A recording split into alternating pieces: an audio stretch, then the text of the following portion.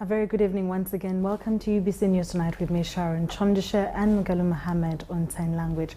To the other right, Reverend Dr. Constantine Rini has been consecrated and enthroned as the 5th Bishop of Nebi Catholic Diocese at the Immaculate Heart of Mary Cathedral in Nebi. The ceremony was officiated by the Archbishop Raphael Wokorach of Gulu with Vice President Jessica Lupo representing President Jerry Museveni. In his message, Museveni congratulated Bishop Rini and emphasized the importance of continuity in the Church's mission. He encouraged the new bishop to rely on God's guidance and focus on preaching love, unity, and hard work to improve the lives of the faithful. Museveni also praised the role of the Church in societal development, urging religious leaders to guide their communities in participating in government welfare programs. Bishop Rini, born in Parombo in 1974, has an extensive theological background and has served in various roles within the Church, including Rector of Uganda Matters National Major Seminary in Alokolum. Have you a mandate from the Holy See? We have.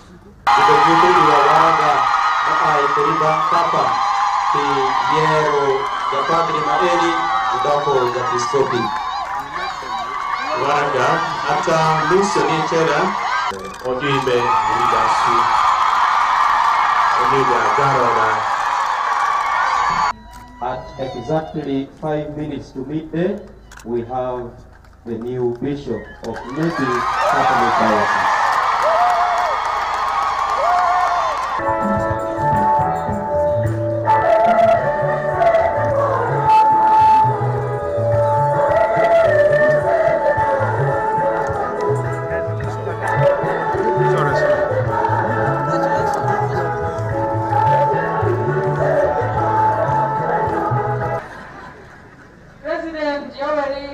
Museveni Jalkwanga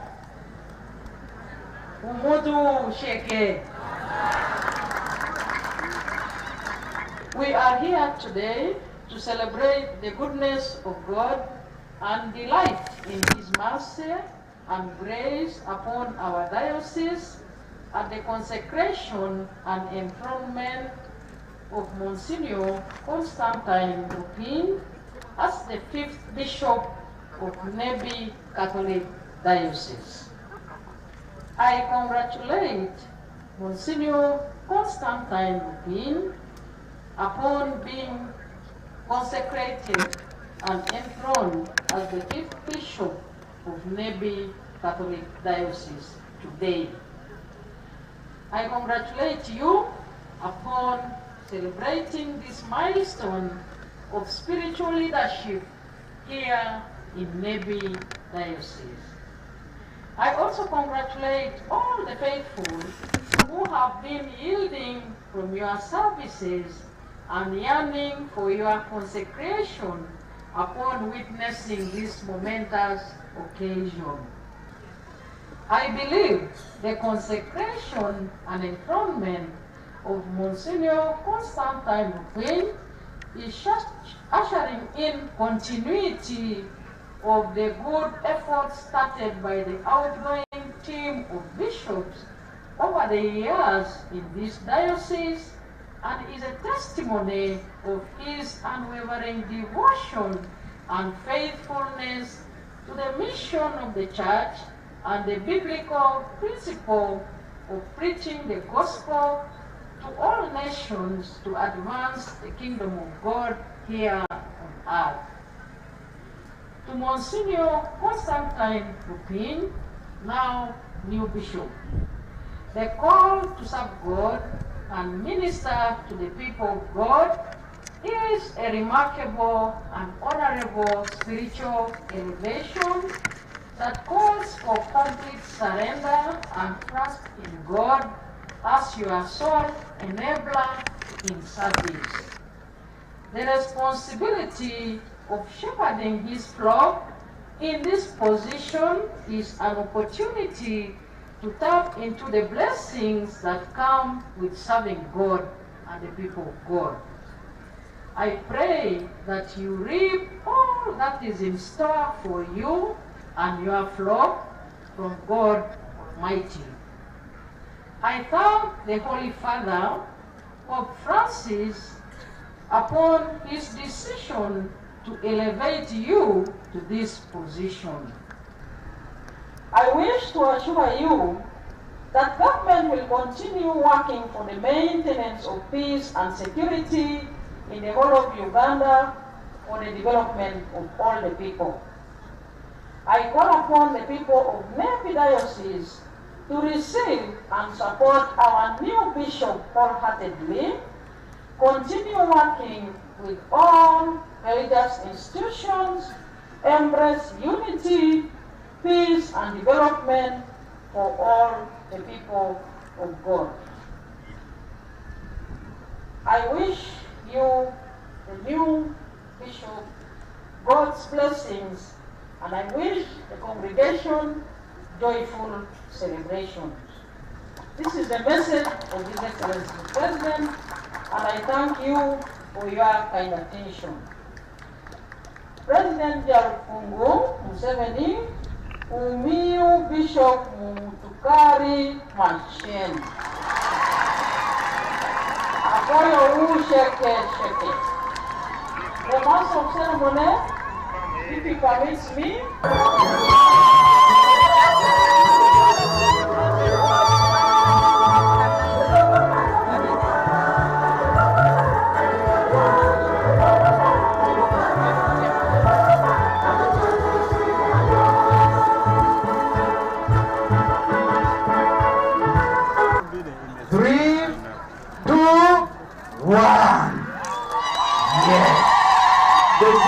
Has been exposed, and accordingly we shall give a tire to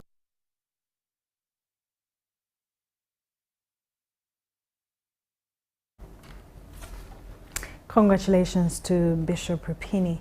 In more stories, the Archbishop of the Church of Uganda, His Grace Right Reverend Dr. Stephen Samuel Kazimba Mugalu, has commended government for its consistent and collaborative working relationship with the Church. Kazimba was officiating a Thanksgiving ceremony in Mityana district for Margaret Lutalo, who regained her sight after 3 years of blindness. The service was graced by Lands and Housing Minister Judith Nabakova as the chief guest. Details follow.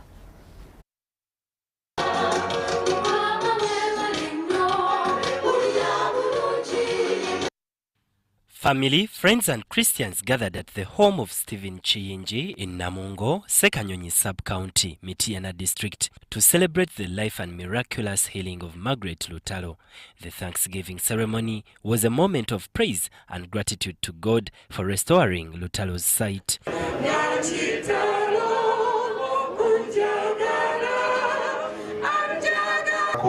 Bakadde baffe abajaguza abakulu Tata ne maama ba Lutalo. Mukama yebazibwe nnyo olw'olunaku luno. Ate era n'okwebasa Katonda amaaso ne gagenda emyaka 3. Mukama n'akuzaamu n'olaba. Banenga kikulu ekyo. Oluusi Archbishop Kazimba praised the strong partnership between Church and the Ministry of Lands, which has facilitated the issuance of hundreds of church land titles.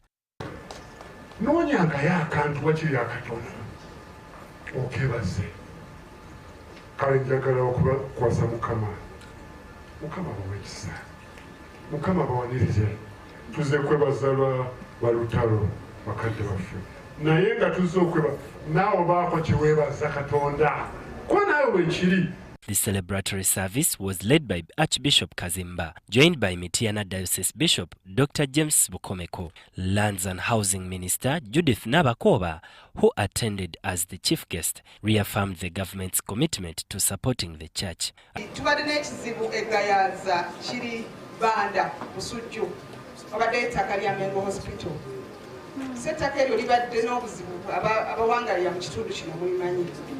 Naye Ssaabalabirizi twatula naye ne tusigala ne tukkaanya nakkiriza ettaka eryo Mengo Hospital kubanga ye chairperson wa Board of Trustees owa Mengo Hospital. Ettaka eryo baliwe gavumenti erigule era tuli mu nteekateeka okulaba nti ettaka eryo ligulwa ate neyegayaza banda mu Busujju ebizibu ebibaddeyo bibe nga bikakkana. Tukwebaza nti weebale nnyo, weebalire ddala. As part of the celebrations, Stephen Chiyinji gifted his parents a fully furnished house. Banayo kwebaza kungi. Naye buli omu alina kye yakola mu mbeera ey'enjawulo okufuula maama bw'ali kati. Najjanga wano nga okyama wano n'okola by'okola nga tamanyi nti bw'oli n'omala mutuukako n'awulira ddoboozi Stephen yozze. Weefumiitirizeemu nga mukadde we yakubeererawo okufuuka ky'oli ali kyekyo. Benon Mokwaya, Robert Onyango, UBC News. Thank you so much, Benon and Robert Onyango. A group of medical professionals, I beg your pardon, has raised urgent concerns over Dr. Kizza Besigye's deteriorating health, calling for his immediate release for proper medical care. The statement was made during a press conference at Katonga Road, Kampala. Medical practitioners expressed alarm after Dr. Besigye was seen in a wheelchair during a recent court appearance, indicating his condition had worsened. At least 675 doctors, 1,064 non-medical professionals and 84 pharmacists have signed a petition urging the compassionate release of Dr. Besigye, citing his declining health. We would like to pass gratitude, secondly, to over 2,500 Ugandans who have appended their signatures, including disclosing their identities, meaning they are serious. They have put their telephone numbers, both names and where they work, and their professions. In this petition for the medical release of Dr. Besigye, over 1,400 medics have signed, with over 750 medical doctors and dentists and pharmacists, over 200 nurses, and about 350 allied health professionals, clinical officers, theatre attendants, laboratory technologists, and even 136 medical students have seen that this cause is important. The petition addressed to the Inspector General of Police, the Chief Justice, the President, and the Speaker of Parliament is spearheaded by Dr. Ekwaru Obuku, former President of Uganda Medical Association. But we will move to the DPP, Director of Public Prosecution, to appeal that Dr. Besigye is not supposed to be in Luzira, and Luzira is not his home given his health situation. The Chief Justice, his office, we are also going to go there. Okay? By the way, we have already sent letters of appointment, seeking appointment, and we shall tell you the updates. The Commissioner General of Prisons, Commissioner General Johnson Byabashaiza, Right Honorable Speaker Anita Among, also we have sent there a request for an appointment, and the President's office. Dr. Besigye, 65, is facing treason charges in a civilian court after his case was moved from the military court. He has been on a hunger strike, causing concern about the risk of refeeding syndrome. Our colleague Dr. Besigye is no longer under hunger strike, as he called it off, because he was transferred from the General Court Martial to the civilian court or the magistrate's court where he was charged. His body remains fragile soon after this hunger strike. In addition, Dr. Besigye belongs to the Elders Forum of our medical fraternity. Over 60, you become an elder, meaning that remaining under prison's conditions while he is still presumed innocent until proven guilty is unfavorable for his health. Medical experts stress the urgency of providing him with proper health care. And we are saying that whereas our senior colleague, Dr. Besigye, is no longer under the General Court Martial of the Uganda People's Defense Forces, and now he has been charged in a Chief Magistrate's Court of Nakawa, he is still in Luzira Maximum Prison, and this is a cause for our concern. Kawanguzi Paul, Kalisha Stephen, UBC. A rally organized by the Uganda People's Congress, UPC, in Alebtong district descended into chaos when police fired tear gas to disperse the gathering. Despite the disruption, UPC Party President Jimmy Akena continued his mobilization efforts, condemning the actions of the police. We have a detailed report by Ediolwa. UPC supporters had gathered at Alira Primary School when police intervened, declaring the rally illegal.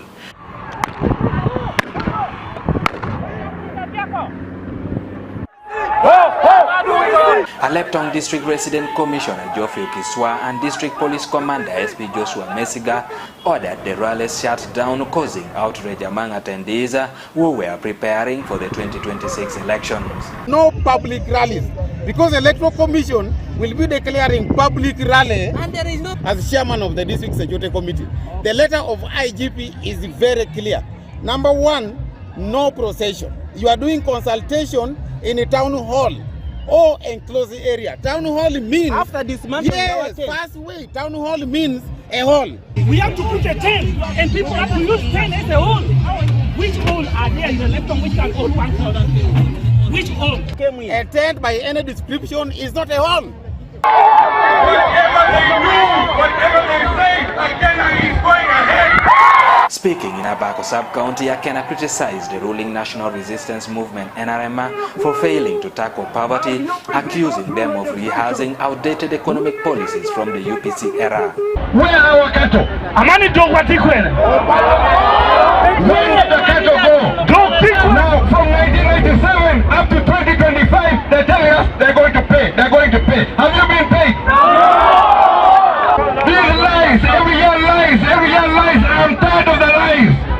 Despite the police interference, Akena reaffirmed his political ambitions, dismissing rumors that he would not run in 2026 elections as lies. We're determined to change this country, and change is going to come. I am not thinking change by violence, but I'm thinking change by better ideas to serve the people of Uganda. He also warned that the government might attempt to frame him as an instigator of violence.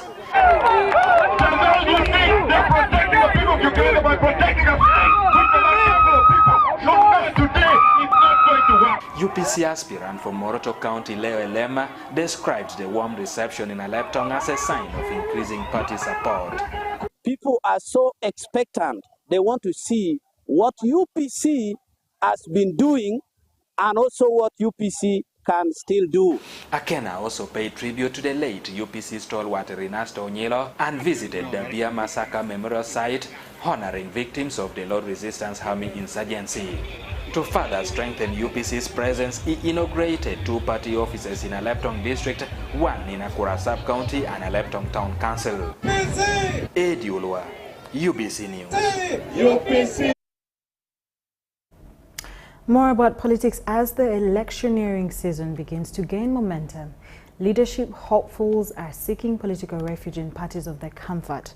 The latest to cross from the Forum for Democratic Change to the ruling National Resistance Movement is Kilak North Member of Parliament Anthony Akol.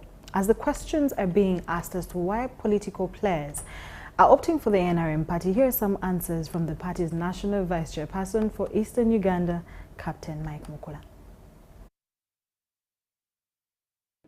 Your Excellency, because of your good leadership and how NRM has been performing and handling things in a mass way, I have my good brother, Dr. Wakida. A few months ago, National Resistance Movement scoped a political bumper harvest in Busoga sub-region. I promised the NRM party that we need to deliver. I don't want to go where they don't deliver. Renowned FDC strongman, Dr. Patrick Wakida, announced his defection to the NRM, and these were his reasons. And I took a decision that you look for power to neutralize poverty. And that's why I took a decision to work with you to neutralize poverty. A few months later, the NRM has harvested another opposition bigwig from the FDC. Anthony Akol from Kilak North County in Amuru District officially crossed to the NRM. Only the put on it until we discuss with the president. Thank you. But it is still small size. You have to make a bigger one. Honorable Lagoy made a decision to change without being forced. Now you tell people yourself. Why are political leaders crossing from opposition to the ruling party? Here are some of the answers from Captain Mike Mukula. It is a factor of transformation of many ideals that General Museveni, our historical leader and revolutionary leader, has been able to anchor based on the 5 key pillars of the party, 4 key pillars of the party, that is patriotism, Pan-Africanism, social economic transformation, and democracy within and outside the party. Peace and security that have enabled a harmonious working environment are the other reasons. This has been through either defeating or bringing fighting groups to the table of dialogue. The country by 1986 was unstable. The national resistance movement has defeated more than 14 major groups which had attempted to overthrow this constitutional establishment. From FOBA in the eastern part, from UPA in Teso, from the West Nile Bank Front Part 1 and 2 of Juma Oris, Uganda's Rescue Front Part 1 and 2 of the late Major General Bamuze. The same peace has also been exported outside the country. This all has not been a walk in the park. The national resistance movement has now stabilized the country and is exporting peace to other countries like Somalia and our Pan-African initiative, to Southern Sudan. We are in the DRC and many other countries where we feel that our initiative, our support is necessary. We have a strong army. Back home, services have been extended closer to the people. These range from socio-economic with infrastructures established across the board. We had slightly above 1,362 kilometers tarmac roads in the country. We are now moving north and above 6,000 tarmac kilometers of bitumen roads in the country. Border to border, NRM has tarmac the roads. You can also appreciate the fact that clean water is now accessible to our people, both rural, urban, and water for consumption. This is all above 70% or 80% in terms of reach for the water. As the country gears up towards the next elections, the question political analysts could be asking is, who will be the next to join the yellow bus? Henry Okrut, UBC.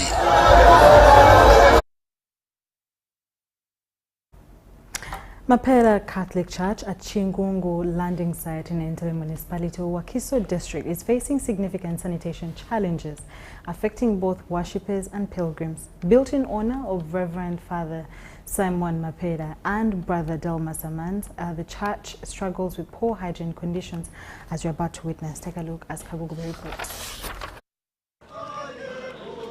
Mapera Catholic Church at Chigungu landing site in Entebbe Municipality has launched a fundraising campaign to raise over 100 million Ugandan shillings for construction of a modern toilet facility aimed at improving the environment for worshippers and visitors. The NRM chairperson for Entebbe Municipality, Stephen Gashaija Sheaka, has contributed 60 bags of cement and 2.5 million shillings in cash, urging others to support the initiative.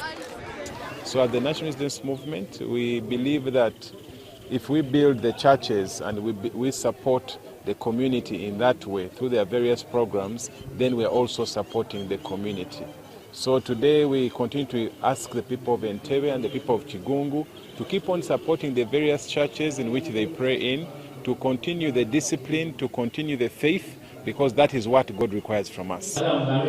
Besides sanitation concerns, the church has been affected by theft and encroaching Lake Victoria waters, which have partially submerged the premises. And this is how we spread the Catholic faith.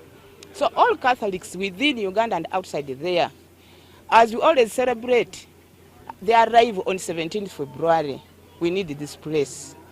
The monuments which are behind the church, and that's the church itself, because every pilgrim who comes here has to go behind there and check on these monuments, are in a bad state. The waters are almost taking it. So we request all of you. Catechists warn that the lack of proper facilities poses a health risk. The head of the laity, Annette Nabusoba, shared that the only available latrine is a distant, inaccessible and single-room facility. This place is when the water levels are too high. We can't put a pit latrine, we can't put any toilet which is not well organized. We have to get a very modern toilet, and we must get money which makes sure that when we start on it, we finish it. So we think there is a need to have the toilet very urgently, because, you know, going to ease yourself is a requirement and normal procedure for everyone. The church launched its fundraising efforts during Sunday Mass, aiming to build a 5-stance toilet block. The project also aligns with the plans to preserve the church's historic structure, with efforts to rehabilitate and secure the site. This initiative will enhance the pilgrimage experience and ensure better hygiene for all visitors. Benon Mukwaya and Sula Kagugube.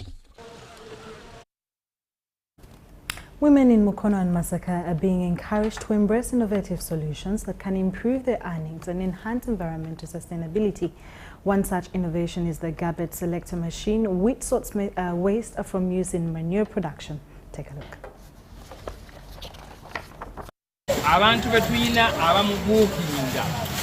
Developed by Bowell's Center for Excellency, the garbage selector machine efficiently separates biodegradable waste, turning it into organic manure.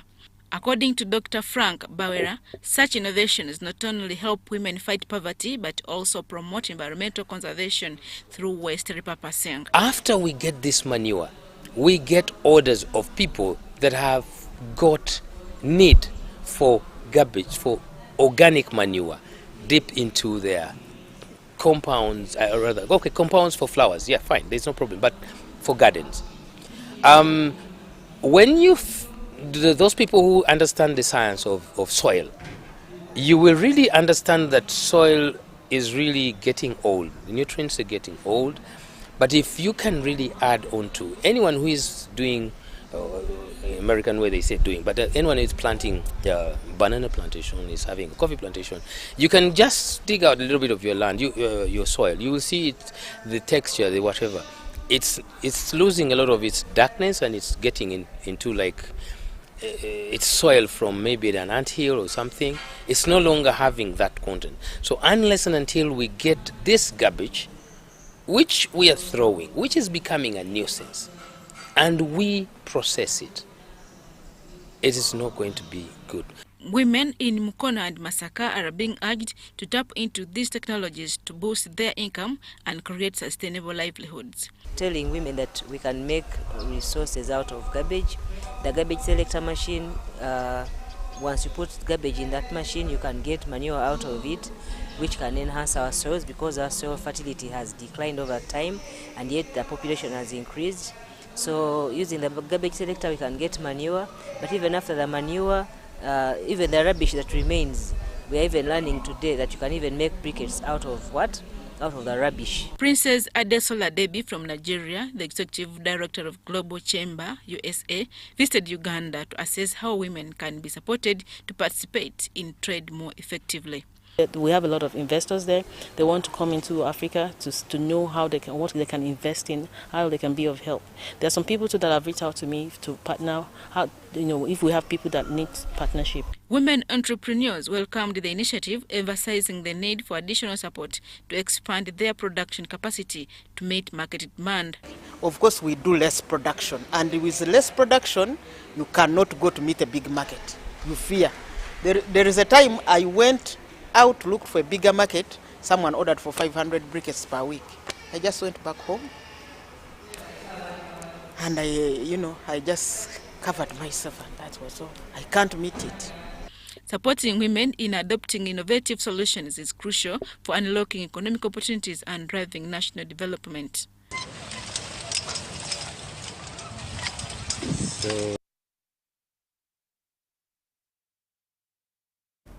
Stakeholders are voicing concern over the declining education standards in Busoga, which have contributed to high unemployment, slow economic growth, and widening inequality. Experts attribute the crisis to inadequate funding, a shortage of qualified teachers, and inconsistent curriculum implementation.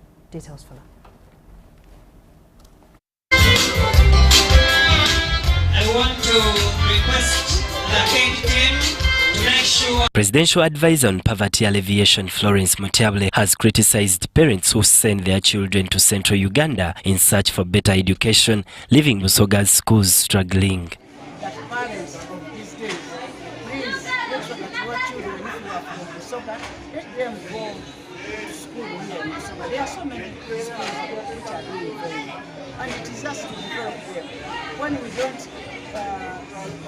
support them, they will not be able. This comes as the government introduces a new lower secondary curriculum aimed at equipping learners with practical skills. Recent data indicates that the central region continues to lead in academic performance, a shift from past trends.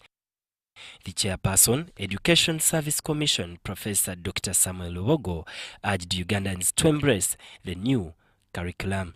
I'm impressed that people are scared of everything they don't know. The new curriculum is more practical, more competence-based. It is aimed at producing people who can work for themselves and create enterprise. And therefore, I was expecting that it would be wildly welcome. And many people are scared of, as if what they heard was good. These remarks were made during a Thanksgiving service honoring Esther Nandase, an advocate, mentor and long-time head teacher of Berkeley High School, as she prepares for retirement. Nandase highlighted the importance of nurturing young learners as they are the future leaders. I really feel so passionate about working with children. I have learned that it is not good to underrate young children. She leaves behind a lasting legacy, including a newly constructed dormitory and the head teacher's residence, valued at 350 million shillings, officially commissioned by Bishop Patrick Wakula. Berkeley High School, a girls' boarding institution in Iganga, also accommodates children with disabilities. Thank you. Thank you very much. A senior Catholic priest and educationist, Reverend Father Semambo Emmanuel, has urged educators to focus on nurturing children as a whole. He made these remarks during a Thanksgiving ceremony at Kingsway High School, as you're about to watch.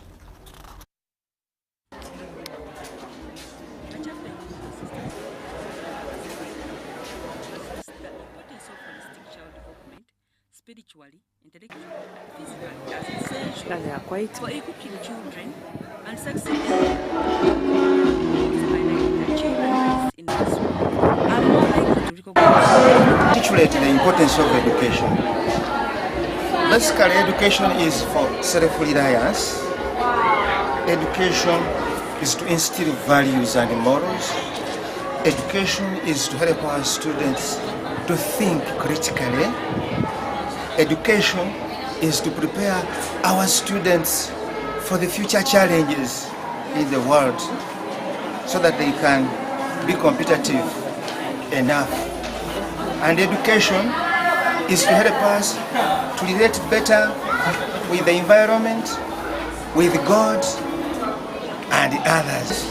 People teach the head and leave the heart to run wild. Let us be reminded of programs like emotional intelligence to help the students how to manage their emotions so that they can fit in society. Emotions like fear, like anger, and their bodies. He extended his gratitude to the dedicated teachers, particularly at Highway High School, where every student achieved top marks in their level 1 exams. To be the main celebrant when we are celebrating the results in Kingsway Secondary School, I came here when we are praying for the students and we had such an abundant harvest. They got 100% first grades and they called me to give thanks to God on their behalf. Former Senior 4 candidates praised the new curriculum, sharing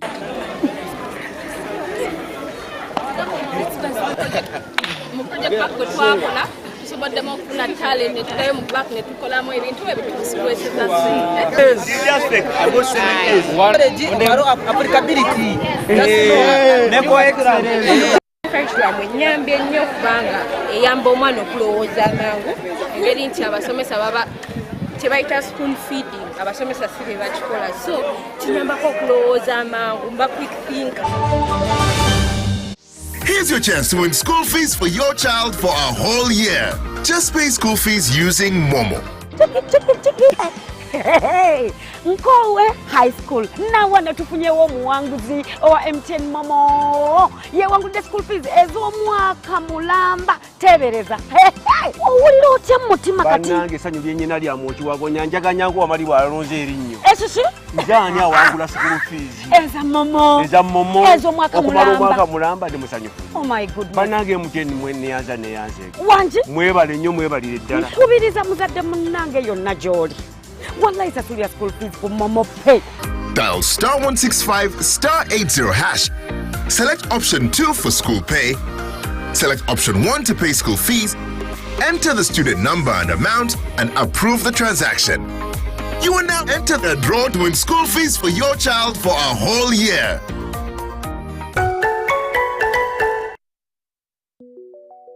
Government of Uganda presents Post Buses in Uganda, operated by Posta Uganda. We specialize in professional transport, courier, and vehicle hire services across Uganda. Our routes include Kampala Masaka Mbarara Kabale Chisoro, Kampala Mukono Jinja Mbale via Tirinyi Road Soroti Lira, and Kampala Luwero Kamudini Gulu Kitgum. Our main offices are located at the Post Office Head Office on Kampala Road, with booking services available at counters 23 and 24 at the General Post Office. You can also book at designated district post offices along our routes. For inquiries or bookings, please contact us on 0751 684 184.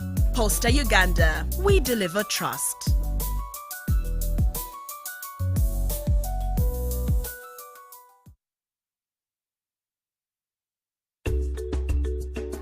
According to the Uganda Bureau of Statistics Census Report of 2016, in Uganda, 12.4% of the population, about 4.5 million, live with a disability. Limited access to ICT and assistive technologies increases digital disparities, prompting UCOSAF's aim to promote digital inclusiveness for persons with disabilities. The ICT for People with Disability program aims to improve the accessibility of education and technology for persons with disabilities and promote their full and effective participation in society. UCOSA is implementing this program through the creation and maintenance of an online observatory for persons with disabilities intended to link persons with disabilities with service providers and different programs that empower them, and provision of adaptive tools that enhance their quality of life through ICTs and digital skilling.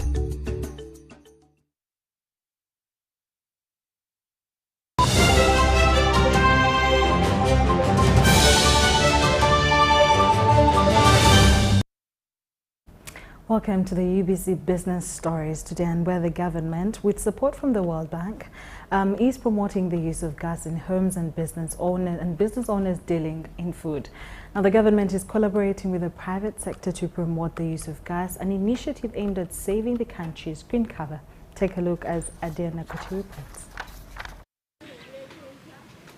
According to the Uganda National Household Survey of 2021 by Uganda National Bureau of Statistics, 90% of the population uses firewood and charcoal for cooking. Unsustainable biomass has had a negative impact on the country's forest cover as people continue to cut down trees to meet their energy needs.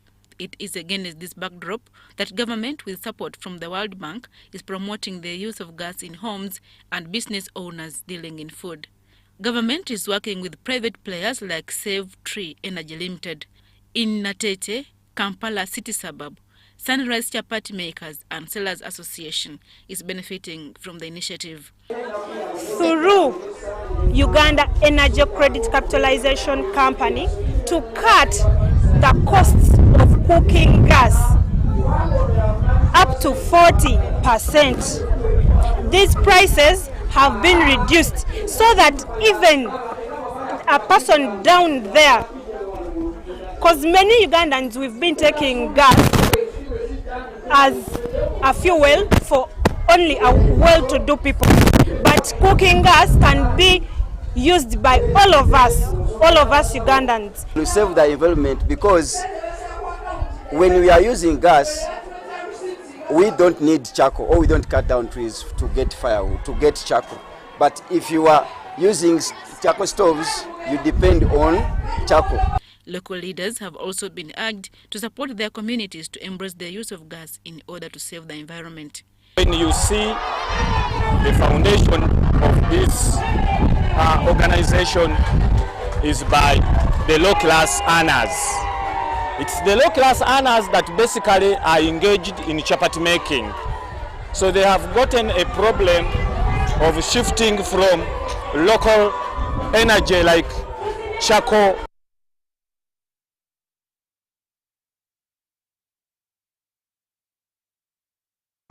to gas stoves, but they are incapable of raising money to purchase the gas stoves. So we have been here to fundraise to make sure that they also achieve their goal. Compared to traditional fuels like firewood and charcoal, gas is considered a cleaner cooking option that can contribute to improved public health by reducing harmful air pollution.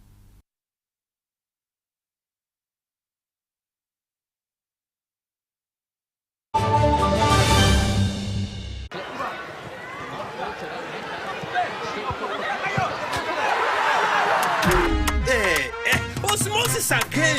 Osmosis tried to pay. Money wasn't enough. He checked every pocket. Money wasn't enough. Osi, we're sorting it. With the momo, we're sorting it. Osmosis checked again. Money still not enough. He looked everywhere. Hey, but what is going on? Osi, we're sorting it. With the momo, we're sorting it. When your money is not enough, we're sorting it with MTN Momo. Use the Momo app or dial *165*5# to add call with Momo Advance and pay bills, send money or buy bundles.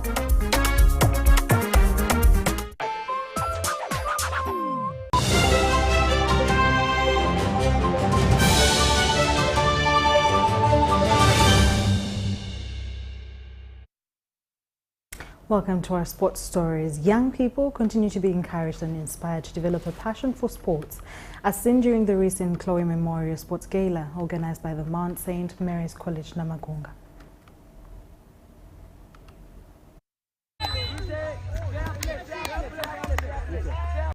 Lacrosse was first introduced in Uganda in 2011, and while it remains a relatively lesser-known sport in the country, Uganda has already participated in 3 successive World Cup tournaments. The Chloe Memorial Sports Gala was held in honor of the late Nyongere Chloe Innocent, a former student and captain of the lacrosse team at Namagunga College. The team played in the national games in Soroti in September. So the day she was to come back to school, she didn't feel well. She was taken to hospital. She came back to school with her medicines. Unfortunately, her condition worsened. She was taken back home, and unfortunately, she died in a course of about 4-5 days of her sickness. We were devastated, but we felt we needed to have something in her memory. Because she was a person who loved sports, we felt we would come up with this event in her memory. So lacrosse is steadily gaining popularity in Ugandan schools. Girls from various institutions including St. Mary's Zirowe, Gayaza High School and Muza High School took part in the competition and won trophies in different sports disciplines. They have participated in games like volleyball, netball, basketball, lacrosse, chess and lawn tennis. A tournament like this one brings players together and it inspires them to play so hard and well, just like Chloe did, because they get hope that they will also be recognized one time, and that cultivates the talents that are lying idle in there, and yeah, the players shine. The parents of the late Nyongere Chloe Innocent expressed that the tournament not only preserves their daughter's legacy, but also plays a significant role in growth of lacrosse in Uganda. This is a sport that was not in the school, and this girl initiated it, took it up, and now the whole school is taking it. Other schools are taking it up. And with this tournament, I trust more schools, more children are going to take it up as a sport. And it's a great sport. Likeable. I trust many will like it. With the increasing participation in lacrosse tournaments, the sport continues to grow in Uganda, creating opportunities for young athletes to compete at national and international levels. Benon Mukwaya, Jimmy Aluri, UBC.